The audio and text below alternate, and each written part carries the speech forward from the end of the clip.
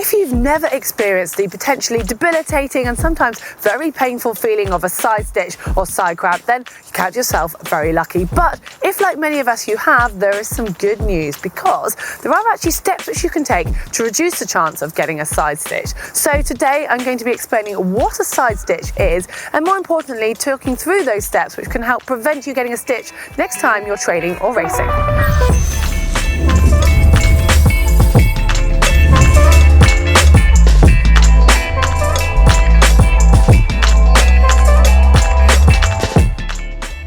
To use the formal medical term for a side stitch is exercise-related transient abdominal pain, ETAP. Although this can be a really annoying pain that's experienced by a lot of people who exercise, it isn't actually an injury, even though it's estimated that around 70% of people who run regularly have experienced this at some point. The side stitch is thought to be an internal type of cramp or spasm of the diaphragm, and that's why you experience the real stabbing type pain underneath the ribs, and it can be on both sides, even up into the shoulder, although research shows that actually it's most commonly found on the right-hand side of the abdomen.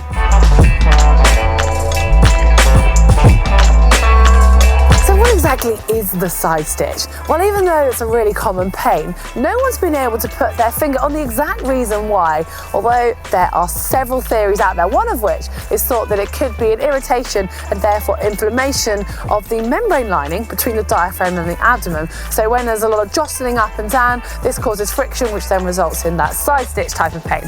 So it's no surprise that running is a prime candidate for a stitch, as you are obviously going to be jostling a lot up and down. And it's thought that actually amateur runners or people who are new to running are more likely to experience a side stitch than someone who is more experienced. Another theory is what's gone into your stomach, so I guess your diet, but we'll come on to that in a moment.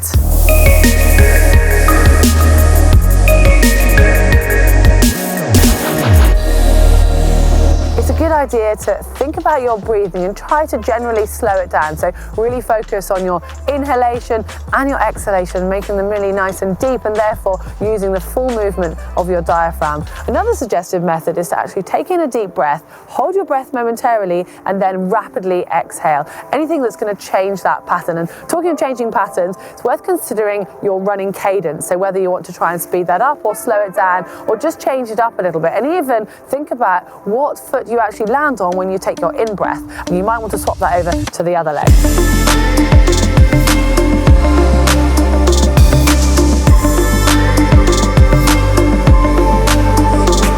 It's also a good idea to work on strengthening your core muscles, so the muscles of your lower back and your abdomen. And whilst you're doing that, you want to make sure you're doing plenty of stretches for this area too, so that the movement can be nice and smooth when you're running. And talking of stretching, you can actually stretch it out mid-run when the stitch appears. So there's two options here, one of which you could actually just use your hands and grab the area, so you're changing the stimulus, and you can even double that up with a bend over. Or the opposite, and something which I quite like to do and find sometimes works for me, is to stretch your arms up above your head and even add in a bit of a side bend. And there's not evidence behind either of these, but if you experiment, you'll probably find at least one of them will help.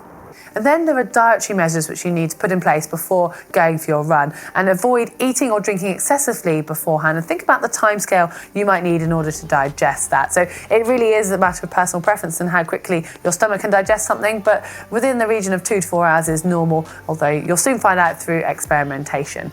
And it's then the question of what to eat before you go running. Well, again, it is very much personal preference, but it's a good idea to avoid having too much in the way of fatty foods or foods that are high in fibre, as these will sit in your stomach for much longer. And fluids also need to be considered, as dehydration can lead to a stitch, but also in the opposite direction of having too much fluid sloshing around. And when it comes to drinks, it's a good idea to try and avoid anything that's too high in sugar, especially fruit juices, as these can also cause a stitch.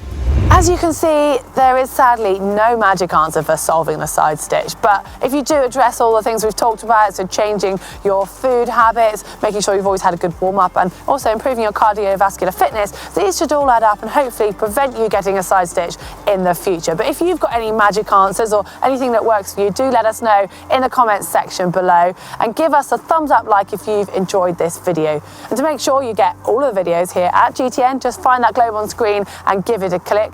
And if you want to know how to prevent more general cramp, we've got a video on that just over here. And if you want some tips as a new triathlete, you can find those just over here.